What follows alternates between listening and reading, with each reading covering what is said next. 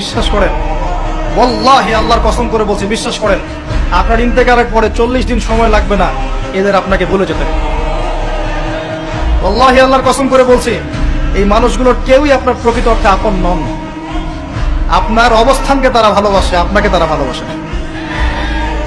আপনাকে শুধু আপনার রব আল্লাহ ভালোবাসেন, আপনি তার উপর তাওয়াক্কুল করে হারাম ছেড়ে দেন, আপনাকে আল্লাহ বেহিসাব রিজিক দেবে ইনশাআল্লাহ তাআলা। মানুষ মানুষের অবস্থানকে মূল্যায়ন করে, আপনার পরে তারা আপনাকে মনে রাখবে না। আপনি আমি যদি আজকে পৃথিবীতে নাও থাকতাম, আজকে যদি আমরা পৃথিবীতে নাও থাকতাম, পৃথিবীর ঘূর্ণন কমে যেত না, পৃথিবী ঘুরতই, রাত হতো, দিন আসতোই, আমাদের স্ত্রী সন্তানরা বেঁচে থাকতো, মা বোনরা বেঁচে থাকতো, সবাই যার যার জায়গায় ঠিকই থাকতো, আমরাই থাকতাম। এটাই বাস্তবতা, এটাই দুনিয়া নির্মম বাস্তবতা। তাহলে এই দুনিয়ার সংক্ষিপ্ত জীবনে কাদের কথা চিন্তা করে আপনি আল্লাহর অবাধ্যতা করছেন? কাদের কথা চিন্তা করেন? স্ত্রী সন্তান পরিবার পরিজন ছেড়ে দেন, আল্লাহর ওয়াস্তে হারাম ছেড়ে দেন, হালালে চলে আসে। আমরা ইসলাম নিয়ে অনেক বড় বড় কথা বলি, কিন্তু সবচেয়ে বড় কথাটা হচ্ছে এই আয়াতটা যেটা আমি তেলাওয়াত করতে যাচ্ছি। ইয়া আইয়ুহাল্লাযীনা আমানু, হে মুমিনগণ, আলাইকুম আনফুসাকুম, তোমরা নিজেরা আগে নিজেদের নফসটাকে ঠিক করো, নিজেরা ভালো হও, পরের দিকে আঙ্গুল পরে উঠাও। নিজেরা ঠিক হও, নিজে আগে জ্ঞান অর্জন করি, নিজে আগে আমল করি, নিজে আগে হালাল খাই, নিজে পরিবার ঠিক করি, নিজে আমি দ্বীন ইসলামের জন্য ক্ষুদ্র পরিসরে কিছু করার চেষ্টা করি, অন্যের ভুলের দিকে আঙ্গুল পরে উঠাই। দেখবেন ইনশাআল্লাহ প্রত্যেকে যদি নিজের ফিকির করি, আস্তে আস্তে সমাজ ঠিক হয়ে যাবে। নিজে ঠিক না হলে কিচ্ছু ঠিক হবে না, আর নিজে ঠিক না হয়ে মানুষকে ঠিক করতে যাওয়া ঠিক নয়। একটা বাতি যখন জ্বলবে, একটা বাতি থেকে আরো অনেক বাতি জ্বলবে ইনশাআল্লাহ। আল্লাহ পাক আমাদের সবাইকে হালাল রিজিক অন্বেষণ করার তৌফিক এনায়েত করুন, আমিন। যাদের হালাল রিজিকের সমস্যা আছে, আল্লাহ পাক যেন বেহিসাব রিজিকের ব্যবস্থা করে দেন, আমিন। আপনার আমার সম্পদ সুদের মধ্য দিয়ে লুটে নেওয়া হয়েছে, সম্পদ পেপার মানির মধ্য দিয়েও সাক করা হয়েছে। পৃথিবীর একটা অংশ দিন দিন ধনী হয়েছে, আর একটা অংশ ডে বাই ডে প্রপার্টি ডিস্ট্রিবিউশনের মধ্যে চলে গেছে। এগুলো বুঝতে আরো সময় লাগবে, আরো দিন যেতে দেন, 5 বছর 10 বছর যাক, আপনারা নিজেরাই বুঝতে পারবেন ইনশাআল্লাহ। বিষয়টা হচ্ছে যে এগুলো ভবিষ্যৎবাণী নয়, এগুলো বর্তমান। যখন মানুষ বাহ্যিক এবং অভ্যন্তরীণ জ্ঞান রাখবে না, তার কাছে বর্তমানের ঘটনাকে ভবিষ্যৎ মনে হবে।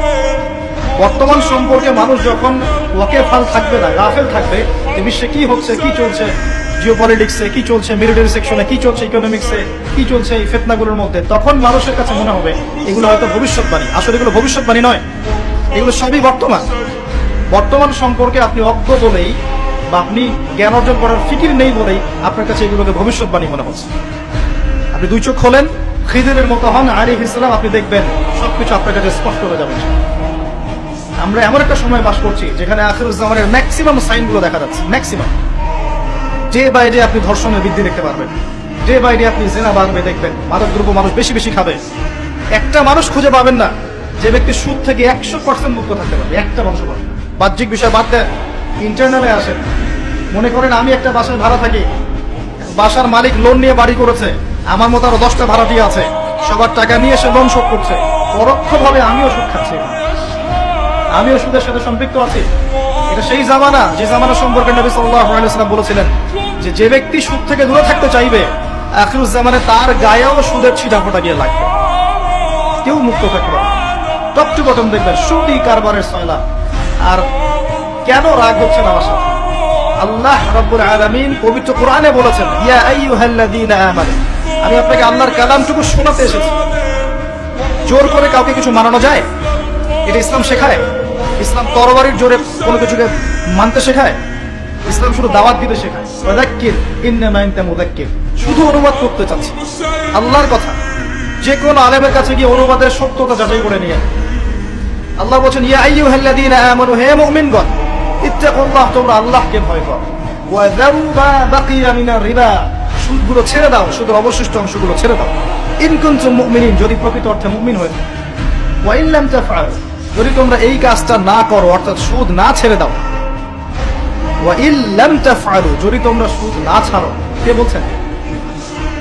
ফাযরু বিহারবিন মিনাল্লাহি ওয়া রাসূলিহি, তাহলে আল্লাহ এবং তার রাসূলের সাথে যুদ্ধের ঘোষণা শুরু করো।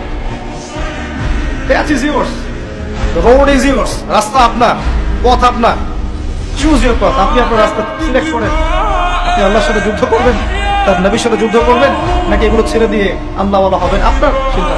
কে আপনাকে বাধ্য করবে? কেউ নেই বাধ্য করবে, কেউ বাধ্য করবেন আপনাকে। এটা আপনি ফিকির করবেন সারা জীবন যে হারাম রিজিকটা আপনি খাচ্ছেন, এইটা দিয়ে কি আপনার হজটা কবুল হবে কিনা, এটা দিয়ে আপনার উমরাটা কবুল হবে কিনা, এই টাকায় যখন সন্তান সন্ততি বড় হবে এরাও আল্লাহওয়ালা হবে কিনা, আপনি ফিকির করেন। আপনি চিন্তা করেন যে নবী মুহাম্মদ সাল্লাল্লাহু আলাইহি ওয়াসাল্লাম জিনা শব্দটা মুখ থেকে বলতেও লজ্জা পেতেন, জানেন? আমাদের নবীজি জিনা শব্দটা মুখ দিয়ে বলতেও লজ্জা পেতেন। একজন সাহাবী এসেছেন, এসে বলেছেন যে আমি অন্যায় করেছি ইয়া রাসূলুল্লাহ, আমি অন্যায় করেছি ইয়া রাসূলুল্লাহ, আমাকে পবিত্র করুন, দুনিয়াতে আমাকে শাস্তি দিয়ে দিন, পরকালে আমাকে কোনো শাস্তি দিয়েন না। নবীজি মুখ ফিরিয়ে নেন, একবার ডানে একবার বামে মুখ ফিরিয়ে নেন, তার কথা যেন তিনি শুনছেন না। বলছেন বাসায় যাও, বাসায় গিয়ে ক্ষমা চাও, আল্লাহ মাফ করে দিবেন। কিন্তু সেই ব্যক্তি নাছরবান্দা, না আমাকে পবিত্র করেন, আমি অন্যায় করেছি, হুদুদ কায়েম করেন।